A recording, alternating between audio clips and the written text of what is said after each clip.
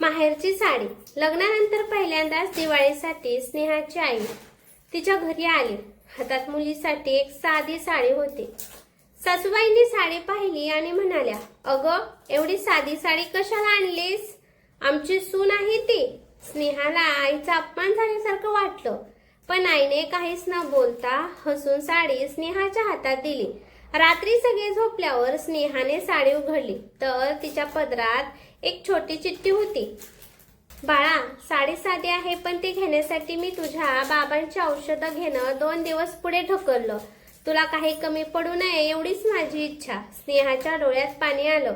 दुसऱ्या दिवशी तिने सासूबाईंसमोर ती साडी नेसली आणि म्हणाली, आईने दिलेली ही साडी महाग नाही, पण माझ्यासाठी जगातील सगळ्यात मौल्यवान भेट आहे.